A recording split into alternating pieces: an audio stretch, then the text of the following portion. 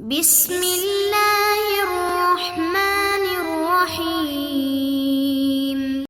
السلام علیکم ورحمۃ اللہ وبرکاتہ۔ عزیز طلبہ، آج سبق نمبر 81 ہے اور اس سبق کے اندر ہم باب ما یقول بعد الاذان و باب ما جاء فی اذان الفجر قبل طلوعہ، ان دونوں ابواب کی تفصیل پڑھیں گے، یعنی کہ اذان کے بعد کی دعا اور اذان فجر وقت سے پہلے دینے کا جو بیان ہے نا حدیث کے اندر، ان کو پڑھیں گے۔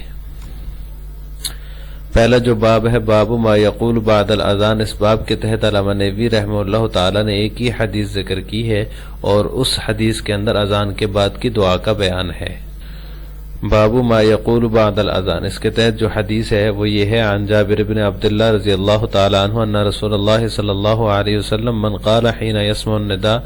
اللهم رب هذه الدعوة التامة والصلاة القائمة آت محمدا الوسيلة والفضيلة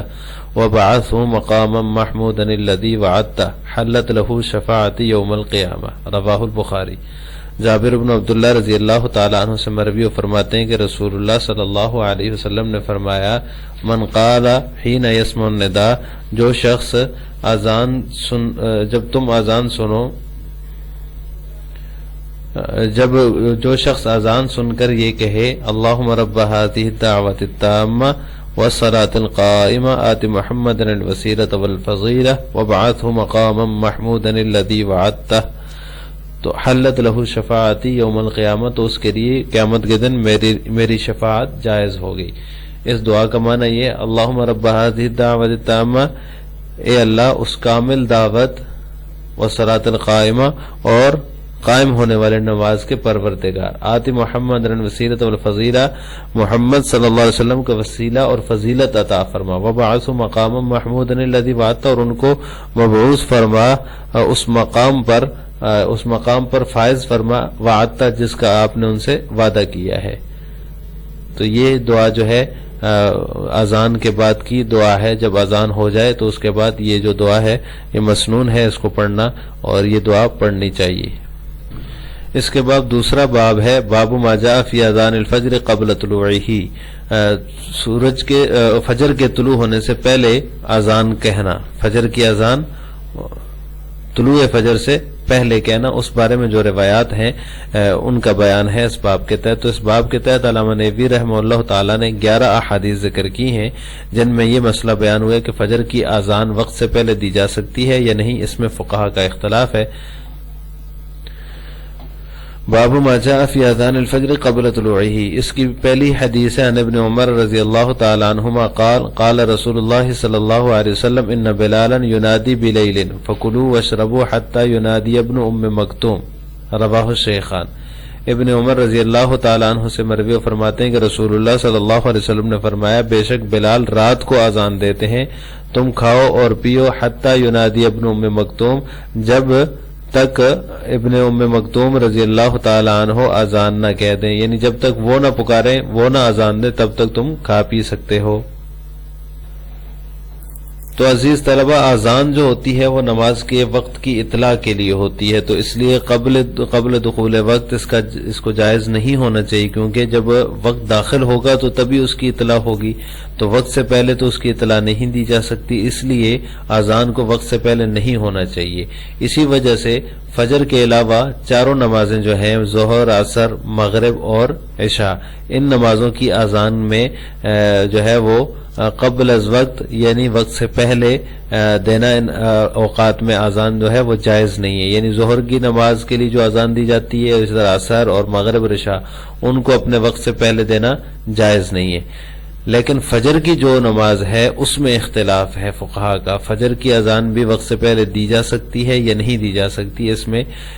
دو قسم کے مذاہب ہیں۔ پہلا مذہب امام ابو حنیفہ رحمہ اللہ تعالیٰ کا ہے، وہ فرماتے ہیں کہ فجر میں قبل الوقت جائز نہیں ہے، یعنی جس طرح دیگر 4 نمازیں ہیں، ظہر، عصر، مغرب، عشاء، ان میں قبل از وقت اذان دینا جائز نہیں ہے، تو اسی طرح فجر میں بھی قبل از وقت اذان دینا جائز نہیں ہے۔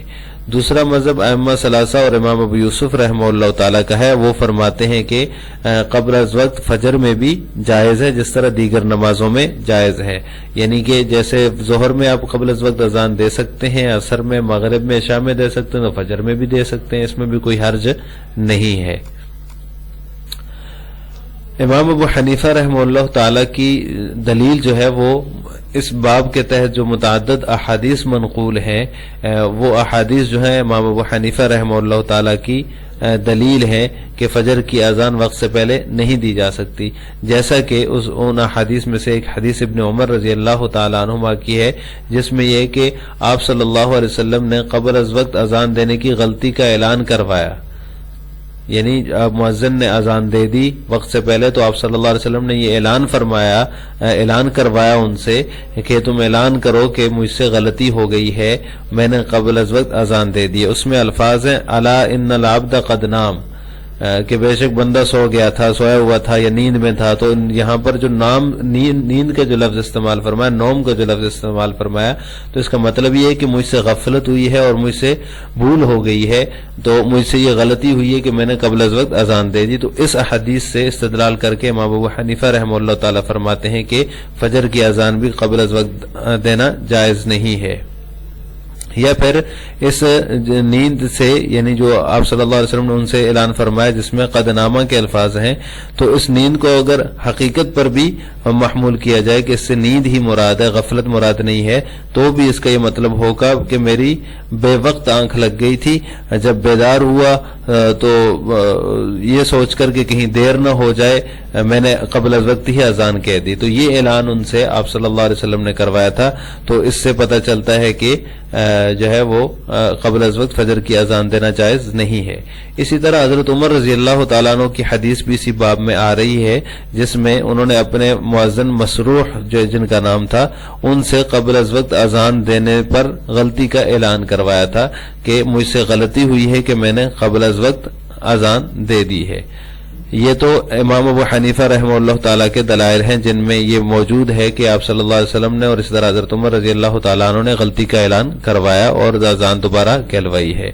جمہور کی دلیل جو ہے وہ حدیث بلال ہے کہ جس کے اندر ہے ان بلالا ینادی بلیل، جیسے کہ ابھی ہم نے آپ کے سامنے حدیث پڑھی، اس باب کی پہلی حدیث ہے جس میں کہ آپ صلی اللہ علیہ وسلم نے فرمایا کہ تم بلال کی اذان سن کر کھانا پینا نہ چھوڑا کرو، کیونکہ اذان بلال رضی اللہ تعالیٰ عنہ کی اذان جو ہوتی ہے وہ رات کو ہوتی ہے جب ابن مکتوم جو ہے، ابن ام مکتوم رضی اللہ تعالیٰ عنہ، عبداللہ ابن ام مکتوم، وہ جب تک اذان نہ دے تب تک تم کھا پی سکتے ہو۔ تو اس حدیث سے جمہور استدلال کرتے ہیں، یعنی ائمہ ثلاثہ اور امام ابو یوسف رحمہ اللہ، اور یہ فرماتے ہیں کہ فجر کی اذان بھی قبل از وقت دینا جائز ہے جس طرح دیگر اذانیں جو ہے قبل از وقت دینا جائز ہے۔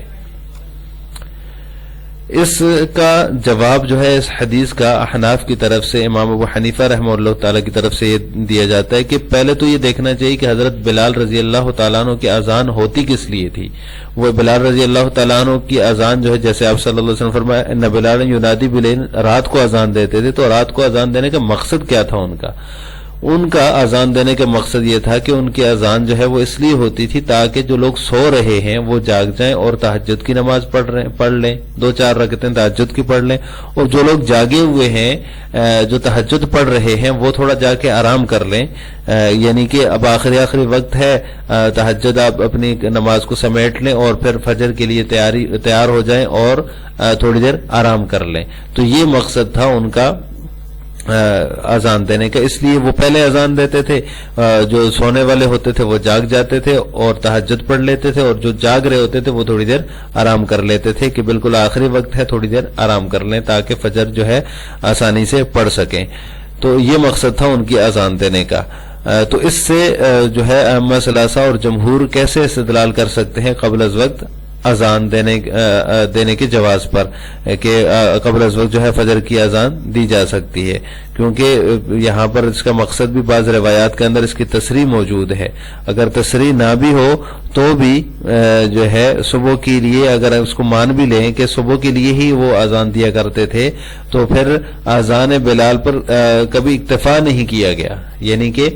جو حضرت بلال رضی اللہ تعالیٰ عنہ کی اذان تھی، پہلی تو یہ بات ہے کہ وہ تصریح موجود ہے، وہ ان کی اذان صبح کی اذان نہیں ہوتی تھی بلکہ وہ تہجد کے لیے اذان کہا کرتے تھے۔